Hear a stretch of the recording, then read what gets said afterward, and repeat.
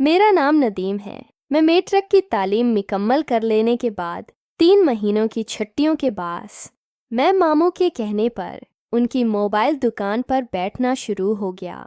इब्तिदाई अय्याम मुश्किल से गुजरे, लेकिन फिर मैं मामू की दुकान के मुतालिक सबको सीखता चला गया। मैं चंद अय्याम में ही उनकी दुकान का हर काम सीख चुका था। फिर उन्होंने शहर से कारीगर को बुलवा रखा था, जिसे से मैंने काम सीखता था। 3 महीने मुकम्मल होने के बाद मैंने आई काम में दाखिला लिया और पहले टाइम कॉलेज जाने लगा। जबकि छुट्टी के बाद मामू की दुकान पर ही खाना खाकर उनकी दुकान देखता रहता। शाम को मामू मुझे बाइक पर घर ले जाते। मामू ने बाइक चलाना भी सिखा दी थी। कॉलेज में इब्तिदा में ही मेरे 3 दोस्त बन गए थे। दूसरी जानिब मामू अब मुझे दुकान पर बैठने की बाकायदा तनख्वाह देना शुरू कर दी थी, जो कि मामू पहले मेरी उम्मा को देते थे। फिर उनके इंतकाल के बाद इन्होंने मुझे अपने ही घर रख लिया था। मैं चूँकि इकलौता बेटा था, इसलिए मामी ने भी वो खुशी खुशी मुझे अपना लिया था। लेकिन पहले पहले उनका रवैया मेरे लिए खुश था, लेकिन रफ्ता रफ्ता मुझे भी उनकी आदत हो चली थी। मेरे और मोमानी नसीम के दरमियान अब पहले वाली केमिस्ट्री सख्त रवैया तब्दील हो चुका था। ममानी अब मुझे अपने काम कह देती, जिन्हें मेकर देता था मोमानी, और मेरे दरमियान अब रौ का रवैया तकरीबन ख़त्म हो चुका था। लेकिन मुझ पर अब भी ममानी का दबदबा मौजूद था। ये दिन मेरे लिए माइंड चेंज साबित हुआ था। एक तरफ अली ने अपने मोबाइल पर एक गंदी फिल्म दिखाकर गर्म कर दिया था, जबकि दूसरी तरफ मामू की तबीयत ठीक नहीं थी, इसलिए वो दुकान को अंदर से बंद करके सो गए थे, क्योंकि घर जाने का कोई फ़ायदा न था। क्योंकि घर की बिजली ख़राब थी, इसलिए वो दुकान पर ही सो गए थे। घर जाकर भी उन्हें मोमानी नसीम ने सुकून से सोने नहीं देना था, क्योंकि इन दोनों की पसंद की शादी नहीं हुई थी। इब दुआ में मामू ने मोमानी को पसंद न किया। फिर जब वक्त गुजर गया, मामू जिस लड़की को पसंद करते थे, इसकी शादी किसी और से हो गई, तो इन्होंने जब मोमानी नसीम की तरफ रुजुआ करने की कोशिश की, तो मोमानी ने मुना फेर लिया। अगर मोमानी नसीम के घर वाले उनको सपोर्ट करते तो वो शादी के पहले महीने ही वापस चली जाती, लेकिन किस्मत ने कुछ और सोच रखा था। मैं जब घर पहुंचा तो गेट बंद था। काफ़ी देर आवाज़ें देने गेट नॉक करने के बावजूद मोमानी ने गेट जब न खोला, तो मैंने दीवार फैलाने का फैसला किया। दीवार फैलाने के बाद मैंने अपने कमरे का रुख किया, कपड़े तब्दील किए बाहर आया, तो मुझे मोमानी अब तक नज़र न आए। मैंने कमरों का जायज़ा लेते हुए जैसे ही ऊपर वाले पोर्शन का रुख किया, तो मुझे अजीब सी आवाज़ें सुनाई दी। ये आवाज़ मैं काफ़ी मर्तबा गंदी फिल्म में सुन चुका। अब तो कुछ देर पहले अली के मोबाइल पर बकादे देखकर आ रहा था। अब तो ये आवाज़ सुनकर मैं मगलता नहीं खा सकता था। मैंने कुछ देर नीचे रोका रहा, फिर ज़ोर से आवाज़ दी। ममानी की हट पड़ा। हट के साथ साथ मुझे किसी की आवाज़ सुनाई दी। मैं वहाँ से फ़ौरन हट गया। कुछ देर के बाद मोमानी नीचे आई और मुझसे बोली, तो अंदर कैसे आए? मैं मेरे मामू का घर है, मैं कैसे आई? ये फजूल सवाल है। ये बताओ कि तुम किसके साथ मकाला कर रही थी? ममानी का चेहरा शर्मिंदगी से 2-4 हो चुका था। वो कुछ देर खामोश रही। मेरे दोबारा पूछने पर रुपड़ी रोते हुए वो अपने कमरे की तरफ बढ़ गई। अभी उनके पीछे उनकी कमरे में दाखिल हुआ तो वो अलमारी से अपने कपड़े निकाल रही थी। मैं उनके पास जाकर बोला, अब ये क्या नए नाटक है? वो अभी मुसलसल रोए जा रही थी और अपने माजी की हकीकत बयान कर रही थी, जो कि मैंने कुछ देर पहले बता चुका हूँ। मैंने मोमानी का हाथ पकड़कर उनके हाथ से उनके कपड़े छीने और दोबारा अलमारी में रहकर बोला, आपको ज़रा भी मामू की इज्जत का ख्याल नहीं आया? मेरे सवाल पूछने पर मोमानी के रोने में इजाफा हो गया। ममानी रोते रोते अब बेग पर बैठ गई। वो मुझसे बोली, नदीम, तो मुझे बताओ, आखिर मेरे पास रास्ता ही क्या था? मैं खड़ा बस उन्हें देख रहा था। वो बोली, आज शादी को 10 साल हो चुके हैं नदीम। तुम्हारे मामू ने मुझसे कम ज़ात में कभी दिलचस्पी ही नहीं ली। हर बार मैं ही मजाक इज़म ठहरी कि मुझसे तुम्हारे मामू का वो नहीं होते। आखिर को मैं भी इंसान ही होना में आधी फट गई थी। आखिर फट गई क्यों नहीं, फिर से कोशिश तो कर दें। मोहम्मद नैमरीन ने मुझे अजीब सी नज़रों से देखा। तुम अभी छोटे हो नदीम, तुम्हें नहीं मालूम ये सब कहने को बातें होती हैं, करने को ये सब मर्द के हाथ में होता है। मैं समझा नहीं, इसलिए तो कहा कि तुम अभी नादान हो, अभी तुम्हें कुछ भी समझ नहीं आएगी। मुझे समझाओ वरना मैं आज का वाक़या मामू को लाजमी बताऊंगा। मोमानी मेरी धमकी सुनकर बोली, तुम भी चलूं ठीक है, तुम भी मुझे ब्लैकमेल कर लो। मैं खामोश ही रहा।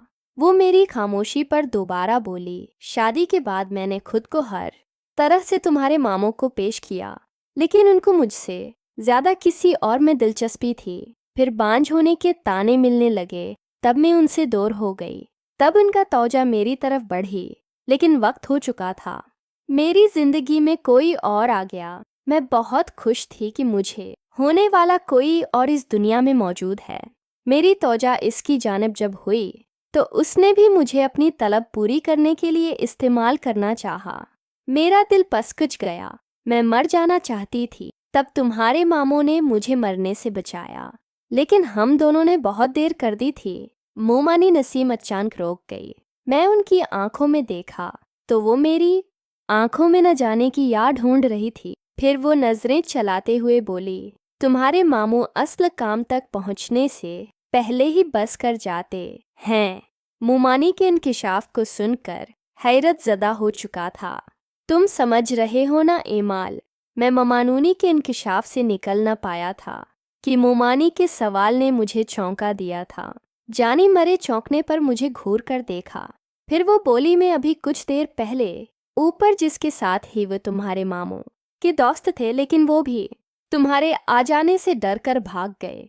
मैंने हैरत से ममानी टेमरीन को देखा तो वो बेड से ले उठकर मेरे मुकाबिल खड़ी होकर बोली, तुम्हारे मामू मेरी हर ज़रूरत को पूरी कर देते, जो रह जाती है वो तुम पूरे कर देते हो। लेकिन जिस तरह ज़िंदगी की दूसरी ज़रूरियात होती हैं, इसी तरह मेरी भी जिस्मानी ज़रूरियात हैं, जिनको सिर्फ तुम्हारे मामू अगर पूरा करे तो जायज़ तरीका है। लेकिन अब चूंकि तुम्हारे मामू का वो उठने के फ़ौरन बाद पस कर जाता है, तो मुझे अपनी जिस्मानी ज़रूरत को पूरा करने के लिए हाथ का इस्तेमाल करना पड़ता था। फिर हम दोनों के दिल में औलाद की ख्वाहिश जागने लगी। मोमानी मज़ीद मेरे करीब होते हुए बोली, हमने डॉक्टरों को चेक करवाया, इनकी नज़ीर तुम्हारे मामू में खराबी है। तब से मैं किसी ऐसे राजदार की तलाश में थी जो ये राज रखे। अब इस राज पर पर्दा तुम्हारे सामने हिट चुका है। क्या तुम मेरी ख्वाहिश पूरी करोगे? उम्मा, वो अपनी बात करते करते अचानक मुझसे लपट गई। मेरे जिस्म से ममानी का जिस्म मुकम्मल मिस होने लगा। ममानी के जिस्म की गरमाइश मेरे जिस्म में मुंतकिल हो रही थी। मोमानी अब मेरे खामोशी की वजह से शेरनी बनकर मेरे जिस्म से खेल रही थी। मैं ममान के जिस्म की गर्मी को अपने जिस्म में मुंतकिल होता हुआ महसूस करके बेखुदी में गुम होते हुए बोला, अगर मैं भी अब की ख्वाहिश को पूरा न कर सका तो मोमानी ने मेरी बात सुनकर इस ख्वाहिश को मैं माजी समझकर भूल जाऊंगी, लेकिन तुम्हारी शक्ल में मुझे मेरी जिस्मानी ज़रूरियात को पूरा करने वाला एक राजदार घर में मिल जाएगा। ऐसा राजदार मुझे हर सूरत चाहिए नदीम।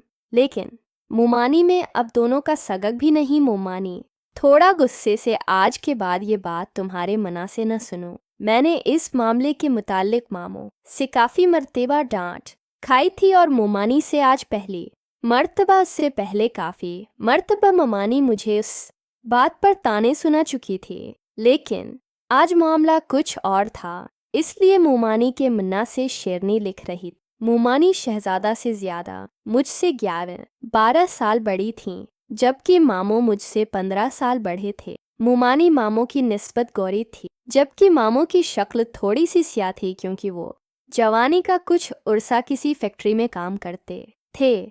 मोमानी को जब से मैंने देखा वो खुद पर इंतहाई कम तौजा देती थी। शायद यही वजह थी कि मामू की तौजा मोमानी पर नहीं थी। कुछ ही लम्हात में हम दोनों कपड़ों से आज़ाद हो चुके थे। कुछ देर के बाद वो मेरे जिस्म से लगी हुई और वाशनों में घुस गई। मैंने भी अपने कपड़े समेटे और अपने कमरे में पहुंचकर नहाया और कपड़े पहनकर लेट गया। कुछ ही देर में मेरी आंख लग गई। इस रंगीन वाक़े के बाद गोया मेरी घरेलू जिंदगी बदल चुकी थी। मोमानी नसीम का सखा रौका रविया मामू के सामने आहिस्ता आहिस्ता तब्दील हो रहा था, लेकिन हकीकत में उनकी गैर मौजूदगी में ममानी मामू के बजाय मेरी बीवी की तरह मेरा ख्याल रख रही थी। इनको देखकर मेरे चेहरे पर मुस्कुराहट तारी हो गई। वो भी मुझे मुस्कुराता हुआ देखकर मुस्कुराने लगी। उठ गए। इम्मा अब ये गर्म दूध भी लेने में उठ बैठा। नीम गर्म दूध पीने के बाद मैं जब कमरे से बाहर आया तो ममानी चाय बना चुकी थी, लेकिन उन्होंने मुझे चाय की बजाय फ्रूट्स खाने को दिए। रात को मामू घर आए तो मोमानी उनको खाने का पूछा, लेकिन उन्होंने इनकार कर दिया। मोमानी ने उनको हल्की गज़ा बनाकर साथ में मेडिसिन दे में भी मोमानी का इंतज़ार करते करते जब सोने लगा तो मोमानी मेरी कमरे में दाखिल हुई। फिर अंधेरी रात थी और हम दोनों थे। हम दोनों फारिग होकर एक दूसरे की बाहों में लटे हुए सो गए। सुबह मोमानी मुझसे पहले जाग गई। कॉलेज पहुंचा तो वहां ही कॉलेज की रोशनी थी। शाम को दुकान बंद करके घर पहुंचे तो मामू सीधा अपने कमरे में ही चले गए। इनकी तबीयत वाकई नासाज थी, लेकिन ममानी को उनकी अब कोई परवाह न थी। मोमानी ने खाना दिया रात के वक्त। मोमानी फिर से मामू के सो जाने के बाद मेरे कमरे में आ गई।